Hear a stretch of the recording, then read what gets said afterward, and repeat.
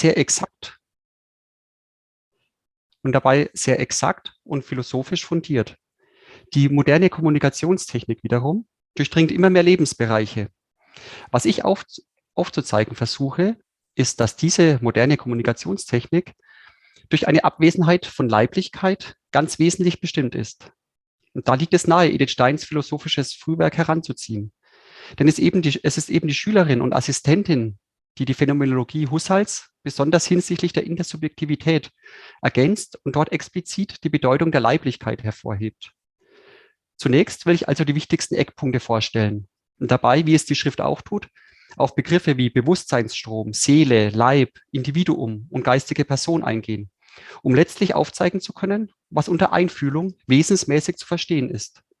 Anschließend mache ich einen Schwenker auf Martin Heidegger, der sich aus der philosophisch-phänomenologischen Denkrichtung dem Wesen der Technik genähert hat und tiefgehende Betrachtungen gerade zur modernen Technik angestellt hat. Nach diesen eher allgemeinen Heideggerschen Betrachtungen zur Technik komme ich dann auf die speziellen Eigenheiten der modernen Kommunikationstechnik und ihren Ausgestaltungen zu sprechen. Zum Schluss werde ich noch besondere Herausforderungen und mögliche Lösungsansätze aufzeigen. Zunächst wollen wir also die Einfühlung nach Edith Stein betrachten. Im Folgenden bewege ich mich dann auch eng an den Termini von Edith Stein, um einfach den Anspruch gerecht zu werden gegenüber einem Werk mit einer so präzisen Sprache. Trotzdem muss die Darstellung selbstverständlich gekürzt wiedergegeben werden. Edith Stein beginnt die Untersuchung mit dem Rückgriff auf das Ich als Subjekt aktueller Erlebnisse. Bevor man bei diesem Ich von einer qualitativen Individualität sprechen kann, ist es erstmal eine Selbstheit, die sich im Erleben gibt und als Fundament gibt von allem, was mein ist. Stein benutzt hier auch den Begriff des reinen Ichs. Hierbei gibt es noch keine wirkliche Unterscheidung von anderen, die nur als anderes Ich betrachtet werden können. In einem zweiten Sinn aber ist das Ich die Einheit des Bewusstseinsstromes. Darunter versteht die Philosophin die Gebundenheit aller Erlebnisse ans gegenwärtig lebende reine Ich. Jetzt kommt das reine Ich, also bekommt das reine Ich Qualitätscharakter, indem es ins Lebendige, ins Erlebende gesetzt wird. Die Bewusstseinsströme gehen auf ein Subjekt zurück. Auf diese Bewusstseinsströme gründen sich die angesprochene Selbstheit sowie auch die Andersheit der jeweiligen Subjekte. Jetzt ist aber die Rede von einer Andersheit, die im Gegensatz zum reinen Ich-Erleben auch eine Verschiedenheit bedeutet, da jedes Subjekt seinen eigentümlichen Erlebnisgehalt hat. Die angesprochene Selbstheit und die qualitative Verschiedenheit zusammengedacht bilden eine erste Stufe zum individuellen Ich oder in Steins bevorzugter Ausdrucksweise zur psychophysischen Einheit von eigentümlicher Struktur. Ein weiterer Wesenskern eines solchen Individuums liegt in der Seele begründet. Diese ist nach Edith Stein Träger der Erlebnisse und Träger beharrlicher Eigenschaften. Als Beispiel solcher Eigenschaften werden im Werk angeführt die Schärfe unserer Sinne, Energie, die sich im Handeln bekundet, oder die Gespanntheit bzw. Schlaffheit unserer Willensakte. Seelische Eigenschaften sind also von einer gewissen Beständigkeit und prägen so das Ich mit seinem Strom der Erlebnisse. Seele ist die substanzielle Einheit, die sich aus kategorialen Elementen aufbaut. Die Elemente sind wiederum individuelle Vereinzelungen aus einer Reihe von Kategorien. Dabei weisen jene Elemente über die jeweilige isolierte Seele hinaus. Edith Stein konstruiert so einen Zusammenhang der Einzelseele mit anderen psychischen und physischen Einheiten. Mit diesen steht die Seele im Austausch. Sie wirkt auf diese ein und erleidet gleichzeitig den Einfluss von Einheiten außer sich. Interessanterweise verwendet Edith Stein für diese beiderseitige Einflussnahme auch den Begriff der psychischen Kausalität, verstanden im Sinne einer Veränderlichkeit. Ein abhängiges Verhältnis der Seele besteht auch zu den eigenen Erlebnisströmen. So hängt die eigentümliche Struktur der seelischen Einheit von dem eigentümlichen Gehalt dieser Erlebnisströme ab. Die Erlebnisströme bestimmen in gewissem Sinne die seelische Einheit. Zugleich ist der Gehalt der Erlebnisströme entscheidend an die Struktur der Seele gebunden. Aus Sicht der bisher betrachteten Faktoren könnte man zur Schlussfolgerung kommen, dass sich die Seele allein durch Bewusstseinsströme bestimmen lässt. Und die Folge daraus wäre, dass inhaltlich gleiche Bewusstseinsströme stets zu inhaltlich gleichartigen Seelen führen würden. Oder die vereinzelten Seelen wären jeweils nur Auszüge einer ideal selben Seele. Edith Stein lässt diese Schlussfolgerung nicht zu. Denn die bisherigen Betrachtungen fußten auf einer nur künstlich vorgenommenen Trennung des Psychischen von allem Physischen.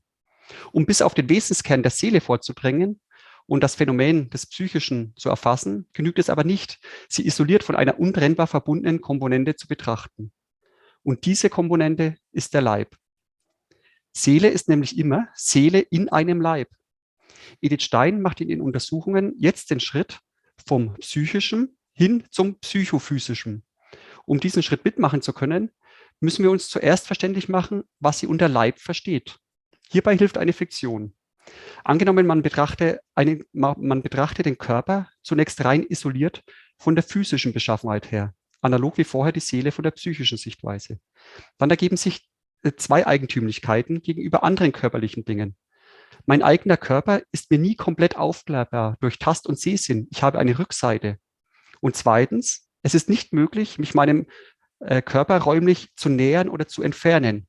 Mein Körper bleibt immer das hier, während andere Dinge dort sind. Diese Besonderheiten zeigen, dass unser Körper kein Ding wie jedes andere ist. Die Fiktion der einseitigen Betrachtung hebt Edith Stein deshalb wieder auf, um bei der Wesenserforschung des Leibes voranzuschreiten. Ich bin unablöslich an meinen Leib gebunden. Er lässt sich somit nie in äußere Wahrnehmung konstituieren. Edith Stein unterscheidet bei ihren Betrachtungen leiblich lokalisierbare Empfindungen von den sonstigen Urteils-, Willens- oder Wahrnehmungserlebnissen, die eines reinen Ichs sind. Leibliche Empfindungen sind keine in der Form eines Cogito, sondern immer räumlich lokalisiert, verbunden mit einem Wo, als einem raumfüllenden Etwas. Dieses Wo ist in seiner Art immer entfernt vom zentralen Ich, dabei mal näher, mal ferner. Unterschiedliche Leibempfindungen befinden sich also in einer unterschiedlichen Distanz zum Ich oder wie Stein sagt, zum Nullpunkt der Orientierung. Dieser Nullpunkt ist nicht geometrisch im Körper feststellbar und außerdem je nach Empfindung verschieden. So sind zum Beispiel visuelle Daten dem Kopf näher, taktile Daten dagegen im Zentralleib näher.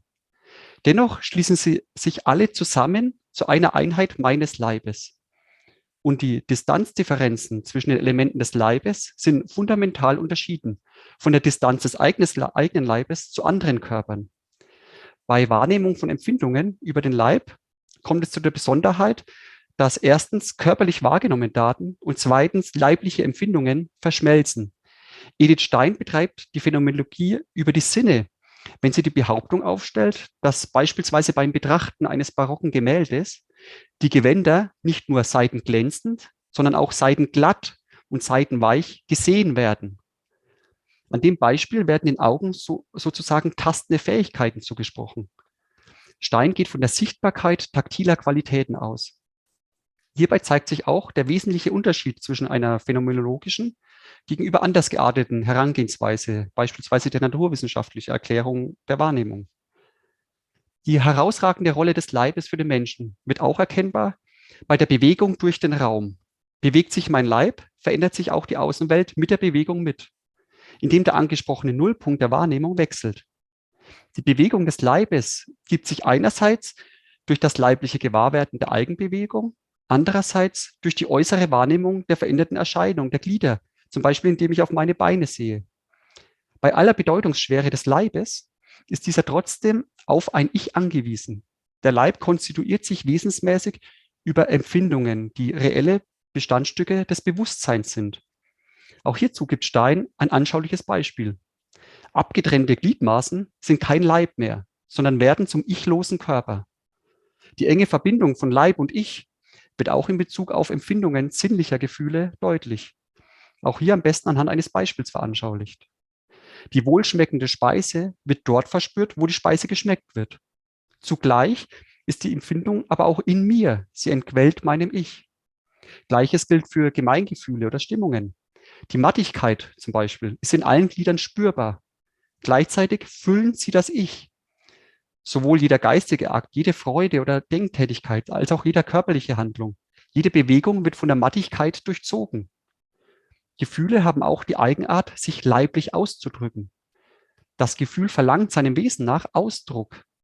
Der Ausdruck steht dem Gefühl deswegen in einem Sinn- und Wesenszusammenhang, der sich von einem Kausalzusammenhang abgrenzen lässt. Die Schamesröte, gehört wesensmäßig zum Gefühl des Schames dazu. Gefühle entladen ihre Energie im Ausdruck und sind wieder auch als Leibwahrnehmung äußerlich gegeben. Ein Lächeln verzerrt meine Lippen, lautet hier ein Beispiel Edith Steins. Edith Stein bedenkt aber auch den Umstand, dass wir uns der leiblichen Wahrnehmung bewusst werden können. Ausdrücke sind objektivierbar und können so auch willkürlich, etwa zur Täuschung, hervorgebracht werden. Um im Bilde zu bleiben, denke man etwa an ein falsches Lächeln. Wie die Gefühle bedarf auch der Wille ein sich auswirken. Der Wille äußert sich in Handlungen. Er bedient sich psychophysischer Mechanismen, um sich zu erfüllen. Nach den Ausführungen zu Bewusstsein, Seele und Leib lässt sich jetzt eine Definition von Individuum geben. Diese lautet bei Edith Stein folgendermaßen: Individuum oder individuelles Ich ist, Zitat, ein einheitliches Objekt, in dem die Bewusstseinseinheit eines Ichs und ein physischer Körper sich untrennbar zusammenschließen, wobei jedes von ihnen einen neuen Charakter annimmt. Der Körper als Leib, das Bewusstsein als Seele des einheitlichen Individuums. Zitat Ende.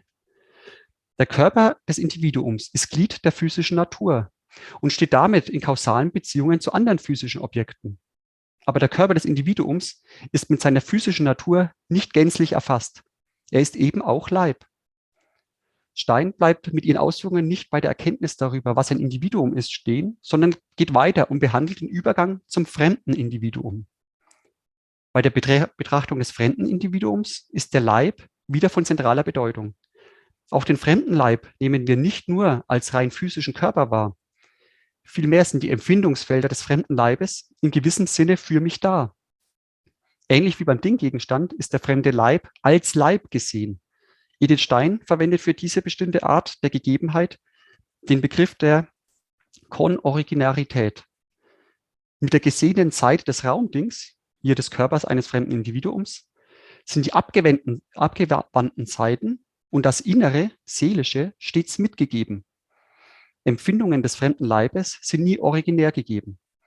Eine originäre Füllung der fremden Empfindungswelt ist prinzipiell ausgeschlossen. Die einzige Erfüllung, die noch möglich ist, die möglich bleibt, ist die einfühlende Vergegenwärtigung. Eine solche Empfindungseinfühlung ist möglich durch die Verschmelzung äußerer Wahrnehmung und Leibwahrnehmung. Aufbauend hierfür ist wieder die Auffassung des eigenen Leibes als Körper sowie des eigenen Körpers als Leibes. Dabei gibt sich mein Körper nicht als fixer Typ, sondern als zufällige Realisierung eines in festen Grenzen variablen Typs. Einfühlung in Individuen gleichen Typs, Mensch, sind demgemäß leichter zu bewerkstelligen als Einfühlung in Individuen anderen Typs, zum Beispiel Tiere. Aber auch die Einfühlung in Tiere ist uns nach Edith Stein in gewissem Maße möglich. Allerdings, je weiter das entsprechende Tier vom Typus Mensch entfernt ist, desto weniger leicht kann eine Einfühlung erfolgen. Durch das Hineinversetzen in eine andere Person über die Einfühlung schaffe ich mir die Möglichkeit der Bereicherung des eigenen Weltbildes durch das Weltbild bzw. die Weltsicht anderer. Stein geht sogar so weit, dass die Konstitution des eigenen Individuums gar erst durch andere ermöglicht wird. In der Einfühlung, im Hineinversetzen in die Welten anderer erkennt die Philosophin das Fundament intersubjektiver Erfahrung und damit eine Möglichkeit der Erkenntnis einer existierenden Außenwelt. In diesem Punkt füllt sie nicht nur eine Lücke der Phänomenologie Husserls, sondern geht über die Gedanken ihres Meisters hinaus, der die Frage nach der Existenz der Außenwelt stets ausklammerte. Auch was Edith Stein Lebensphänomene nennt, Wachstum, Entwicklung und Altern, Gesundheit und Krankheit, Frische und Mattigkeit und dergleichen, können einfühlend wahrgenommen werden. Und das nicht nur bei Menschen, sondern auch an Tieren und sogar an Pflanzen können wir Mattigkeit oder Frische sehen. Auch wenn die Einfühlung in eine Pflanze eine erhebliche Modifikation bedeutet und daher enge Grenzen hat. Menschen, Tiere und Pflanzen verbindet die Teilhabe am Leben. Stein lässt es offen, ob Pflanzen auch als psychisches Lebewesen bezeichnet werden können oder ob die Lebensphänomene nur ein Fundament für psychisches Erleben bilden. Ihr Fokus liegt weiter auf dem Menschen. Dieser Mensch hat einen Leib, der mit Seele ausgestattet ist. Und Seelisches wird häufig durch Leibliches ausgedrückt. Das leibliche Ausdrucksphänomen ist dabei die Außenseite des seelischen Erlebnisses. Beispielsweise die traurige Miene als Außenseite der Trauer. Für das Verständnis von Stein ist es wichtig zu betonen, dass der Ausdruck nicht dem seelischen Gefühl folgt, sondern quasi eins ist. Aber nicht nur einzelne Erlebnisse sind durch Einfühlung aufklärbar. Auch individuelle Eigenschaften werden aus einer Reihe von bestätigenden bzw. korrigierenden Einfühlungsakten zugeschrieben. Wir haben von Menschen, die wir erstmals leibhaftig treffen, oft einen ersten Eindruck, der sich nach längerer Beobachtung bestätigt oder korrigiert wird. Hierbei liegt wieder eine Wechselwirkung vor. Wir schreiben nicht nur Eigenschaften zu, nachdem wir einzelne Einfühlungsakte durchgemacht haben, wir bewerten Einfühlungsakte auch nach Charaktereigenschaften, die wir dem Träger zugeschrieben haben. Das Individuum konstituiert sich uns nach allen seinen Elementen in Einfühlungsakten. Dabei ist auch eine Täuschung möglich. Diese können wiederum durch erfahrene Akte entlarvt werden. Edith Stein schafft es hier, den Aufbau des menschlichen Individuums und im sozialen Miteinander eine lebendige Dynamik mit einzubeziehen, die wir intuitiv der Lebenswirklichkeit zusprechen. Kurz sei noch der Geist erwähnt, weil er auch eine Verbindung zum zweiten Denker herstellt. Der Geist leuchtet bei der Konstitution des psychophysischen Individuums auf. Er geht über den natürlichen Rahmen hinaus. Das Bewusstsein tritt aus dem Zusammenhang der Natur heraus und ihr gegenüber. Mit Einfühlungsakten sind wir bereits in das Reich des Geistes vorgedrungen. Das wollen wir festhalten und einen Schwenk auf den angesprochenen zweiten Denker und dem Wesen der Technik machen.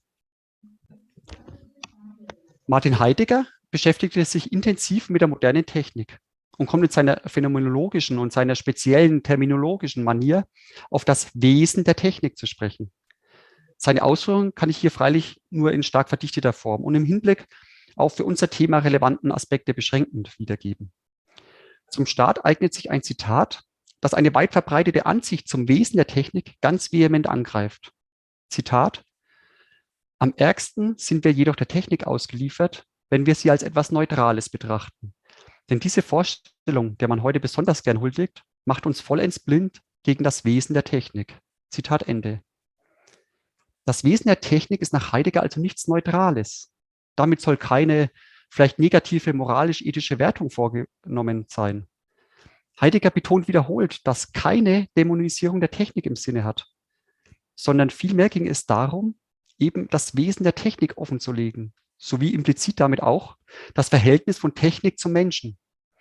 Heideggers Ausführungen zur Technik fügen sich ein in ein Denken, das sein gesamtes Werk, das Werk einer Fundamentalontologie durchzieht, das sich stets auf das Verhältnis zum menschlichen Sein, zum Dasein bezieht. Und ohne dieses zentrale Motiv kann auch die Technikphilosophie nicht verstanden werden. Worin besteht jetzt aber das Wesen der Technik? Erstmal gehört das Wesen der Technik für Heidegger in den Bereich der Wahrheit. Und darin besitzt es einen geradezu paradoxen Charakter. Denn zum einen ist die Technik eine Weise des Entbergens. Das heißt, es bringt etwas hervor, bringt es zum Vorschein. Wir lernen Technik als Form des Verfügbarmachens kennen. Eine Form, in der aber gleichzeitig eine bestimmte Art des Denkens und Verstehens eingeübt wird. Und es ist auf der anderen Seite eben diese Weise des Entbergens der modernen Technik, die, Zitat Heidegger, den Bezug zum Wesen der Wahrheit von Grund auf gefährdet. Zitat Ende. Technik hat in ihrer Weise des Entbergens konstitutive Bedeutung für die Welt. Sie stellt den Menschen, wirkt herausfordernd auf ihn ein. Und hieraus resultiert auch Heideggers Ausdruck vom Gestell, die Technik als Gestell. Die Gefahr erkennt Heidegger im Angriff auf die Natur, deren eigene Macht der Entbergung in den Hintergrund geschoben wird und damit Seinserfahrung in ihrer Wahrhaftigkeit verborgen wird. Ein weiteres Zitat macht deutlich, wie die Natur der monokausalen Denkweise, wie wir sie in Bereichen der modernen Naturwissenschaften vorfinden, untergeordnet wird. Zitat: Im Weltalter der Technik ist die Natur keine Grenze der Technik. Die Natur ist da vielmehr das Grundbestandstück des technischen Bestandes und nichts außerdem. Zitat Ende. Eine gewagte, weitreichende Aussage zum Technikzeitalter. Und jetzt zurück zum Gestell. Das Gestell gefährdet mit der Natur auch die Natur des Menschen und damit dem Menschen in seinem Verhältnis zu sich selbst. Zusammengefasst sieht Heidegger vor allem im Herrschaftscharakter, der von der modernen Technik ausgeht, eine Gefahr. Das technische Gestell wird zum alles bestimmenden Grundzug der Wirklichkeit. Der Mensch nur noch zu Bestand der Technik. Bisher klingt die Technikphilosophie Heideggers doch sehr pessimistisch.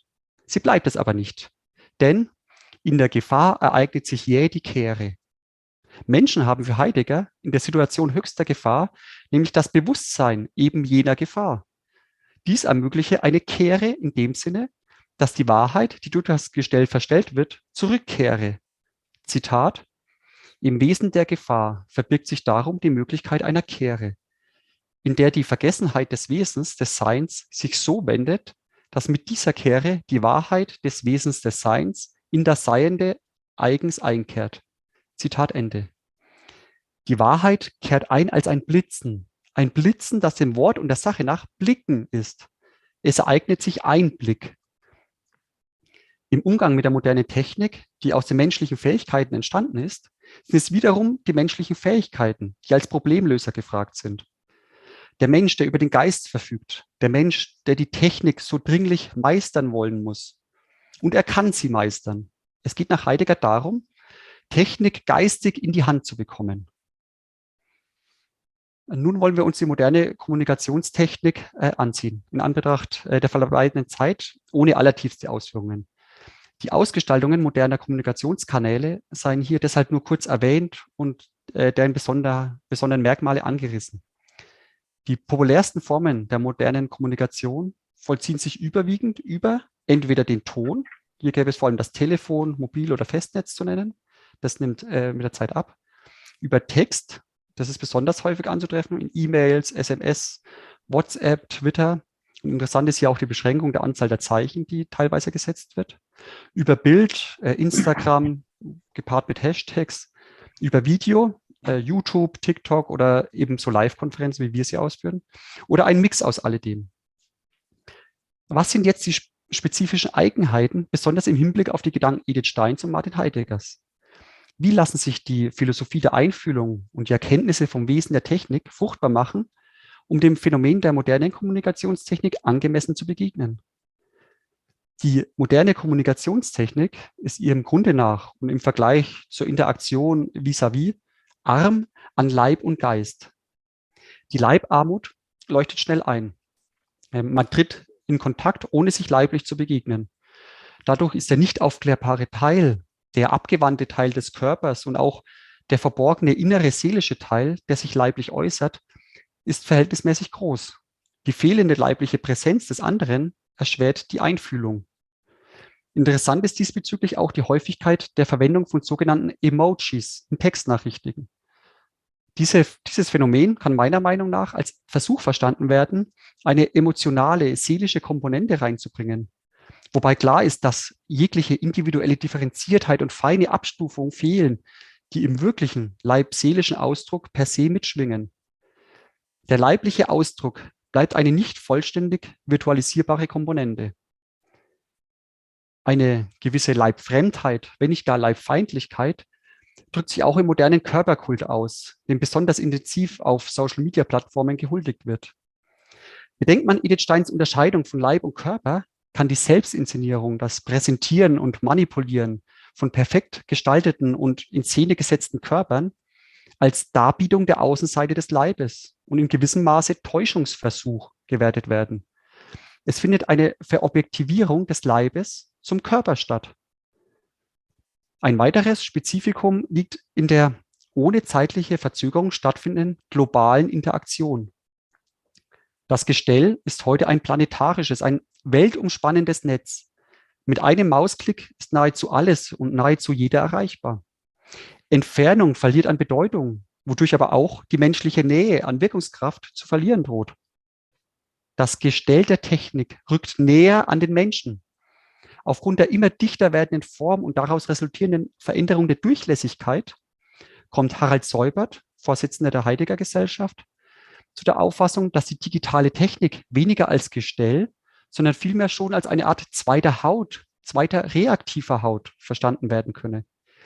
In der Logik des rechenhaften Denkens von Algorithmen fungiert der Mensch nach dieser Vorstellung als neues Gadget der Technik. Die Zweck-Mittel-Verhältnisse werden sozusagen umgekehrt. Die einschneidenden Beschränkungen von Wort, Textnachrichten werden sehr kurz und knapp gehalten. Twitter begrenzt die Anzahl von Zeichen etc. Dies alles setzt auch dem menschlichen Geist Schranken. Von Edith Stein haben wir gelernt, dass Einfühlung bereits ins Reich des Geistes hineinreicht. Heidegger spricht davon, es ginge darum, die Technik geistig in die Hand zu bekommen. Und deswegen seien hier einige Lösungsansätze vorgestellt, wie ein menschlicher Umgang mit der modernen Kommunikationstechnik aussehen kann. Dafür machen wir uns nochmal bewusst, dass die moderne Kommunikationstechnik eine Herausforderung darstellt. Eine Herausforderung für den Menschen. Sie geht den Menschen in seiner Gesamtheit als Leib, Seele, Geistwesen an.